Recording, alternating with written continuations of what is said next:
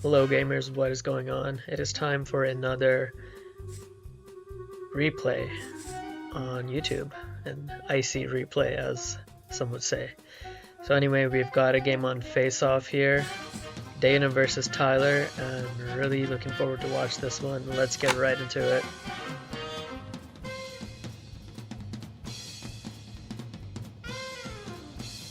There's no telling what evil plans our enemies have afoot, but we can put a stop to them by taking out their labs. Alright, so we got Dana in the cyan there, and Tyler Lion on the right side in green. Going for the early rod is Tyler. And then staffing 4 on one side. Interesting. Dana is also choosing to populate one side of the coal instead of doing 3 on the other side first, which would be more efficient. So we've got a battle of the noobs here. Neither player really knows what they're doing.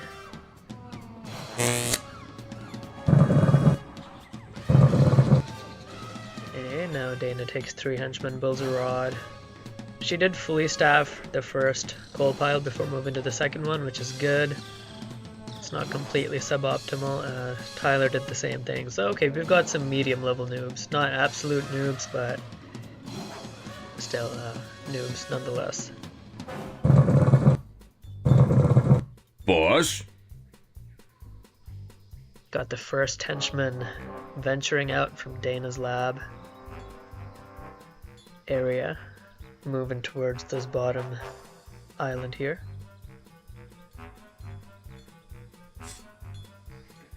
A decent amount of henchmen back at home, getting the second rod up at about 140. Ready, boss. This guy's just standing around, cannot be wasting that much time this early in the game. Things scale at an exponential level.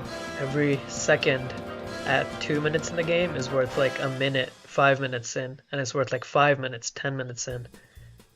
Ready, boss. Every move matters in the beginning because things scale, and then there's cumulative effects.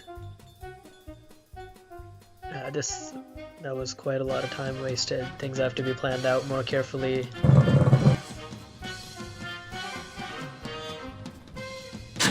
Tyler going for the early creature chamber, and he's reached level 2. Looks like a bit of a rush coming out. Neither player did any level 1 combat here. There's the creature chamber. Let's see if he's gonna take advantage of this initiative that he's got going on. Still no creature chamber for Dana. Starting her level 2 now. But Tyler slowly losing that window of opportunity the longer he waits. But there we go. We've got a skunk ant. Interesting. Pretty nice. The digging and the defensive cloud definitely do something. Well, would be maybe more effective on larger maps, but with everything being so concentrated, the digging's not going to be a huge deal, but still. Tyler does still have a bit of a window to get some damage in, make use of his faster level 2 timing, but once Dana gets her creature chamber up, that window is gonna close. But still, there's a good window here.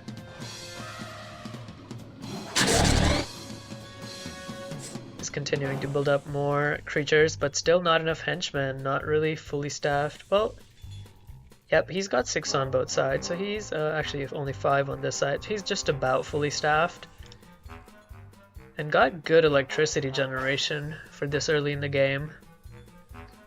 But Dana is also fully staffed her main lab and is starting to push into this workshop here. And now she's building up her creature chamber, and this whole army, especially these level 1 creatures, will be rendered absolute as soon as Dana gets a couple creatures on the field. So Tyler completely wasted his window of opportunity to strike there.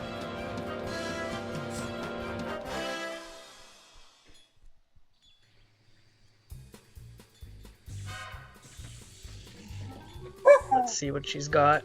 Got a chimp with a cheetah tail. Very nice. Reminds me of that bitch in the server who likes to chimp out before I banned her. Anyway.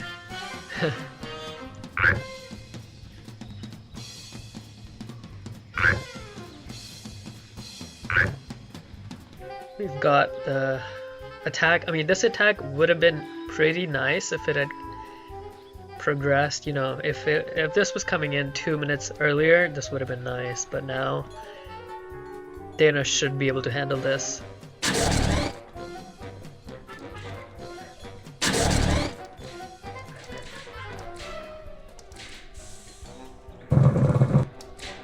Even if Tyler does pick off a couple henchmen here, it's really not going to mean too much. Still, there's a bit of a critical mass here, but once the melee is coming out now, Dana's going to be able to fight back. And the defensive cloud is actually hurting Tyler's own frogs here, giving cover to the cheetahs, and that now that there's enough cheetahs, they're just going to bear this out. And Dana didn't really lose any henchmen. They're just moved off to the side here. So, no real damage done. And Dana continues to be in the stronger economic position. Very nice amount of henchmen mining here, so that's going to give her a pretty nice advantage going forward now. Hello. Tyler's making a move. Taking all 6, just gonna move them over to a new coal pile. But oh, it looks like he's going for a water chamber actually. Hello. There's his level 3, okay. He's going for some amphibious action. Once again, he has the tech advantage, but significant resource disadvantage. Like, he has like 10 less henchmen mining. Like, currently he has like 16 less henchmen mining because all these guys are off duty. So Dana's probably has like a couple thousand extra coal, probably more already.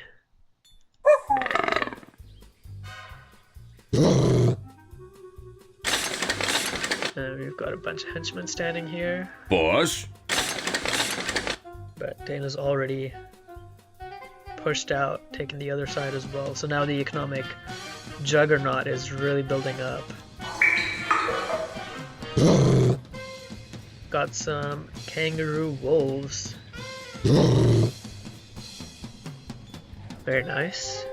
Level 3s, but I mean, they're not even going to be able to beat the level 2s just because of the resource imbalance here. They're not particularly strong level 3s. There are lower power levels, so if she does mass them up, he can kind of put up a decent fight, but yeah, with the economies being so unequal right now, I don't see how Tyler can really win a battle. He really needs to equalize the economic situation. Especially because it's not like he's taking up fast and then using that initiative to do like fast attacks, like go level 2 first attack, go level 3 quick attack while she's still at level 2. He's taking up first, but then just kind of soft building an army, not even really pumping out the chamber, you know.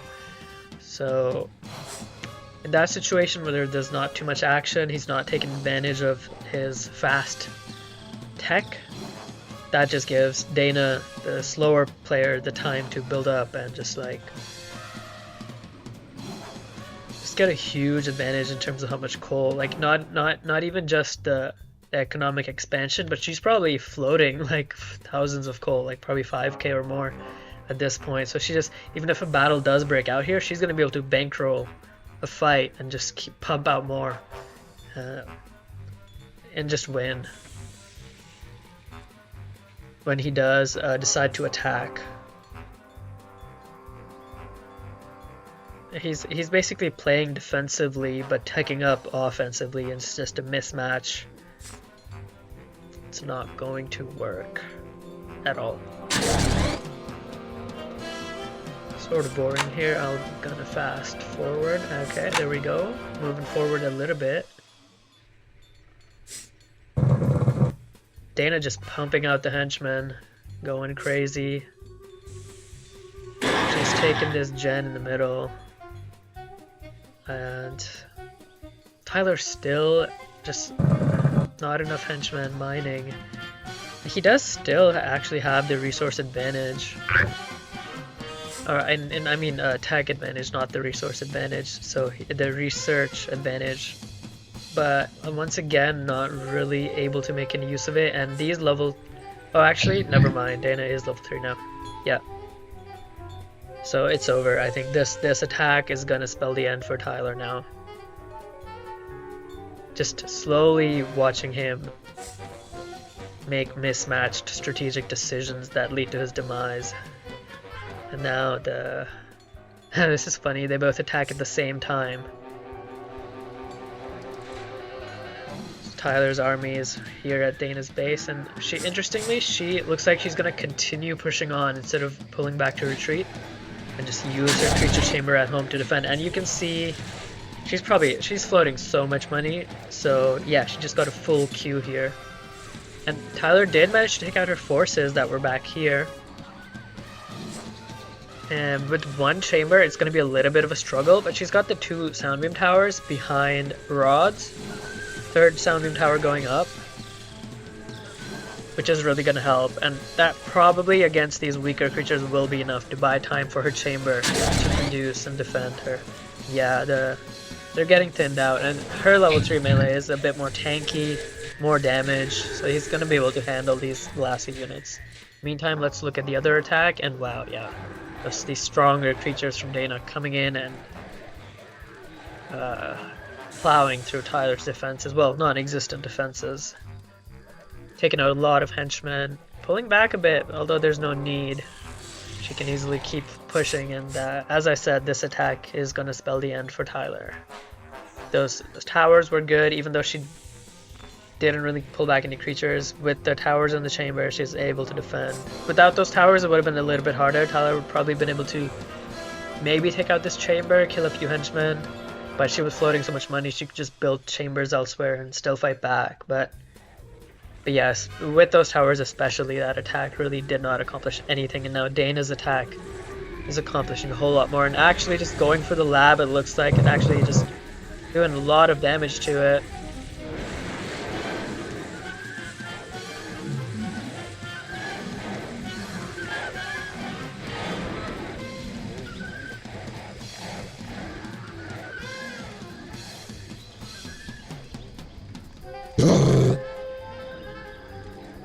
Reinforcements streaming in, and as I predicted, that was the demise for Tyler. Good game, good game.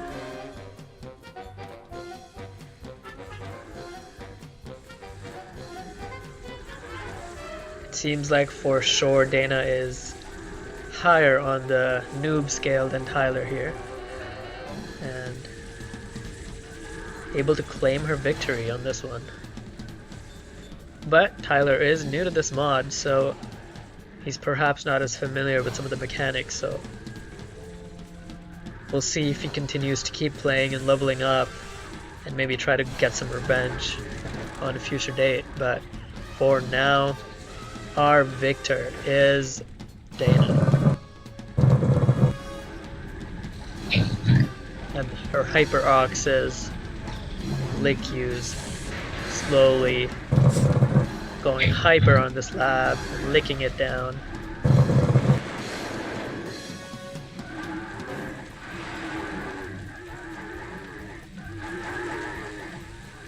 As she will claim her victory.